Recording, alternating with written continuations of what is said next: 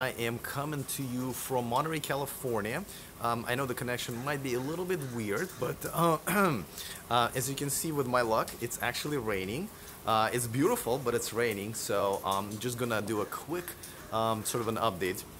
So I'm at the Western Automotive Journalist Media Day. So this is where journalists meet with PR people, mainly PR people from brands. We just finished launch that was sponsored by Nissan, and they have two leaves here, and these are the only electric cars in the entire about 50 car fleet, and we got everybody. We got Chevy, GMC. They don't have their Bolt with them, but they're here. Then we got Jaguar, Land Rover. BMW. I mean, literally almost every brand out here. So it was it's pretty cool to see this event, but it's a little disappointing to not see that many electric cars here. Really just two. Well, I think they brought two just so they can charge one and do the test drives with the other. Hey Tony, what's going on? Just so you know, I can only see these comments within like 10 seconds, and then they like disappear on my screen. I'm also hiding from the rain, as you can see. It's beautiful, but I'm trying to hide from the rain so I don't get wet. Yeah, so I'm gonna do the test drive anyway because somebody told me in one of Nissan Leaf chat rooms or Facebook groups that the ProPilot that's on the Leaf is better than the 1.0 Autopilot version because it's made by Mobileye, so it should be better because it's the latest version. So I'm gonna check it out. But let's talk about the main story, and I'll catch up on other stories tomorrow once I'm back in my studio. Hey Derek, what's going on? You're the only one in Santa Clara today. I'm in Monterey. Yeah, so we unfortunately had the first death that was caused, or at least the person was hit by a self-driving Uber car. Now it wasn't an electric car; it was a Volvo, one of the Volvo SUVs. I think it's XC90. And it did have a driver behind the wheel. It was in a autonomous level 4 autonomous mode. Of course, it was in Arizona, where this is kind of a hotbed for all of the testing because they have like the most friendliest. That's probably not right grammatically, but the friendliest laws for testing autonomous. You can't even see me. Autonomous cars. So. It's very unfortunate, but it looks like there are some reports, and of course we'll see the video, right? Because I mean there are tons of cameras on those cars, and they will definitely see the what really happened. But Uber, there are some reports that are saying that Uber is already autonomous friendly, says Tony. Correct. By the way, let me know how the stream looks like as far as quality is concerned, because we're like in the middle of nowhere. It's really like south of even San Jose, so I don't know how the reception here is. But anyway, so Uber is saying that they are not going to be, I guess, admitting fault, because from what I understand from the footage, the lady came out really quickly out of the shadows. There was a crossing nearby and she didn't really use it. The crossing was well lit, but it looks they're not going to be taking responsibility for it. At least they don't want to right now. And I gotta tell you, I mean, there was a driver behind the wheel that was supposed to take control, and that driver obviously did not react either. The cops are saying that they believe that there was pretty much no braking time. So this was basically very sudden. Obviously, me, I believe that we should investigate everything, and we should see what the facts are, and obviously this is something that will hopefully improve the technology. It's not perfect. I would be also interested in knowing what are the numbers of, like hours driven in a regular car, driven by a regular driver, a human being, per accident or per death, versus to what we now have level 4 autonomous driving. Just out of curiosity, and see if the computers are already better. And of course, listen, and the thing is, I feel a little weird talking about this because, I mean, I'm kind of looking at statistically, but, there's somebody who didn't come home to their family last night, or it was 2 days ago, and it's obviously a horrible tragedy for them and their family. And my thoughts are definitely going out to them, no matter who was at fault. But this does raise a big question about the technology. Obviously, these laws and these cars now are going to go into the scrutiny, and a lot of negative press, as you can see. We already kind of, we're seeing that come out. Let's see, Louis says, I'm kind of glad this was an autopilot accident. This would have been blown away out of proportion if it was a Tesla. You know, it's probably going to be blown out of proportion no matter what, because Uber, you know, Uber already had a lot of problems. As you know, they just got sued. They lost their lawsuit against Waymo. This is not their first accident. There was another accident that happened, I think, within the last year, also in Arizona, but they were not at fault. And I believe there was another accident, not an accident, but incident, where I believe their self-driving car in San Francisco ran a red light, and there was a video of that. But you know, what is the price of putting together a technology that essentially is going to save lives, but right now may cause one or two or more deaths, right? So it's a very philosophical question, and I don't really know the answer, but I mean, obviously the autonomous driving is the answer to, you know, everything that has to do with technology and human error and so forth. It's going to get better, but you know, what are we doing about it now, and how fast do we want to move forward with it? Sorry, I'm trying to find a good spot where you can see my face, but you know, obviously the scenery behind me is much more beautiful than, and it's just raining. I don't want to go all the way into the rain.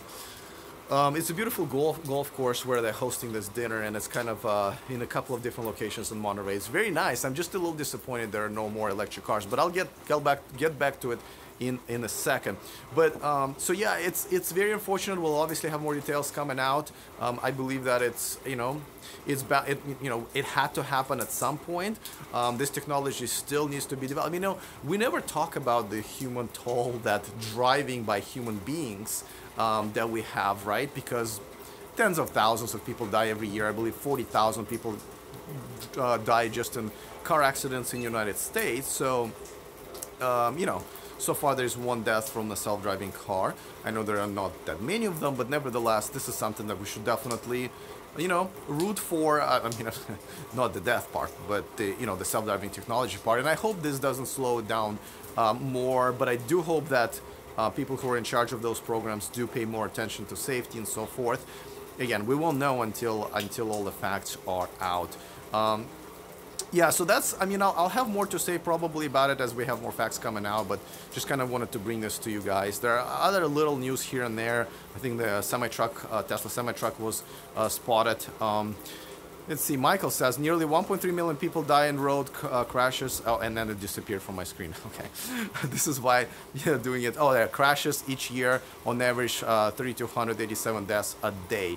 I don't know if that's, Michael, I'm not really sure if that's 100% true. I think that's a little bit too many.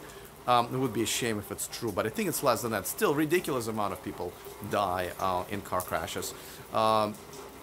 Yeah, that would have been, Used Tesla channel says it would have been a bad day for Tesla stock, though. Again, I wouldn't care, because if we're talking about lives, that's all really that matter.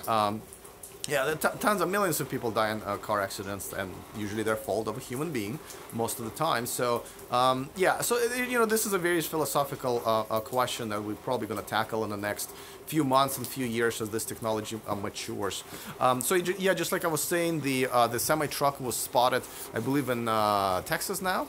And so people are trying to guess where it's going next. I'm just kind of walking around here.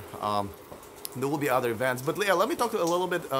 Yes, I'm in Monterey, guys, Monterey, California, for Western Automotive Journalist Media Days. This is where, you know, journalists, car journalists meet PR people from different brands and stuff like that.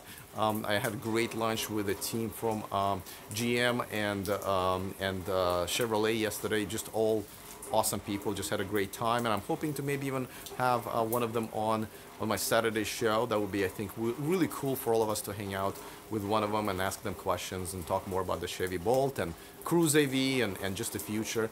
So looking forward to that. But just like I said, talking to a lot of other journalists here, try to have light on your face. Yeah, now I'm trying, but then I have to go into the rain and my phone will get wet. So let me try differently.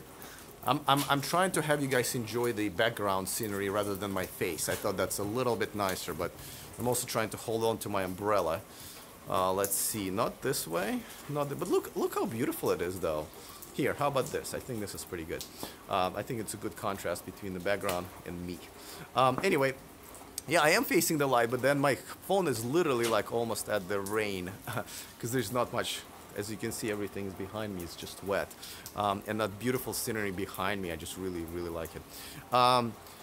Does anyone there fear Tesla? I gotta tell you, they don't even care about electric cars. Like all these journalists that I'm seeing here, maybe there are a couple of them that are an exception. They're all good old, old school boys who just like, gas cars and all that stuff, and they're very, very skeptical of electric cars. What did Nissan have to say? Well, they're just here with their Nissan Leafs, and they're trying to get everybody to test drive it. They had a presentation. They sponsored the lunch for us, which was really nice. Nice Mexican food, and I'm talking to a couple of them, and again, hoping to have them on the show at some point. As you know, I featured Nissan Leafs, the new one, a few times. I think one of the videos is one of my most popular videos last year on this channel. I'm a fan now that the car looks pretty decent. But they didn't say much. I mean, they just said that they're really proud of the car, that it's a balance between affordability and range, and that's what it looks like. That's what they got from their existing clients and the customers. So I'm excited, but again, no one's talking about electric cars here except for me, right? It's yeah, kind of hitting reality here, but we have to remember, I think I was just throwing this number every other show almost. Only 1% of car sales are electric cars, so people are not really getting into that technology yet, and this is a pretty sobering reality here. Even at this event where electric cars are just not here, and people are not talking about it. So it's. Answer the question, please, says Dan. Okay, you're gonna have to ask it. I already, I can't answer all the questions and secondly, I'm doing it from my phone. So every time I look at the question, they disappear within 10 seconds. So if you can ask it again, I would appreciate it. But I just kind of wanted to give you guys a quick update. I'm back to the studio tomorrow. And by the way, I should probably mention that this without the graphics, but this channel, this video is sponsored by Evanex. You can find their link, and most importantly, the coupon code, the discount coupon code, if you want to shop at their store. Of course, I wanted to mention that. Okay, so here's your question. So I'll answer. Did Nissan talk about the concept SUV model? No, I have to say that people who are here are not really that aware of their electric car program almost. They're just here to promote Nissan. I told them that Nissan was the most sold car in February, and that took them by surprise.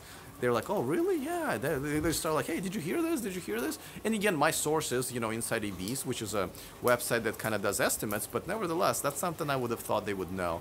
And I also asked them about the usage of Mobileye technology in their ProPilot, and they were like, we can't answer those questions. So they're not very prepared, I have to say. Even though there are two Nissan Leafs, I'm just about to test drive one again to concentrate more on the ProPilot features. It's great that it's raining because I'll be able to really give it a good test, right? Because there's some issues maybe when it's raining that the ProPilot might have. Yeah, so they're not really prepared to talk about the cars that they brought. And again, this is just a sobering reality that this is not part of the universe just yet, and this is a very small niche market right now. What do I think of Arnold Schwarzenegger missions to sue all companies? I think it's great. I think it's a great publicity for the green movement. I don't know how far it's actually going to go, but there's a show that I did, I think, last week, so check that out. The number of deaths I quoted was globally, says Michael. Yeah, even globally, I would say that's a lot. But if that's true, I mean, between 3,000 and 4,000 people dying every day, that's horrible. So yeah, really 40,000 in the United States in 2016. That number I've seen before as well. But I will check out more statistics. But you could be right, which would be pretty sad, right? Alex, maybe you can get a comment of the day from someone at the event. It's mainly journalists and basically car people, the brand, people representing the brand. So, all right, guys, even doing this on my phone, I'm already way above my personal goal of how long I should be doing these videos. I'll be back in the studio tomorrow. I'm gonna try to connect with a lot of brands here today once again, and see if we can get some of them on the show, so all of you can ask questions along along with me. So, but and nevertheless, I'm excited. This is good opportunity for me to connect you guys with a lot of these brands. So I'm gonna sign off now. I'm excited that you guys were able to join me. Wow, 67 people watching. I didn't expect that. Sorry I couldn't go live at 11 a.m. I wasn't stuck in traffic trying to get here. It's an hour and a half drive, but I'm gonna enjoy this beautiful scenery now and talk to more people. So I will see you guys tomorrow. Other than that, of course, remember to stay charged.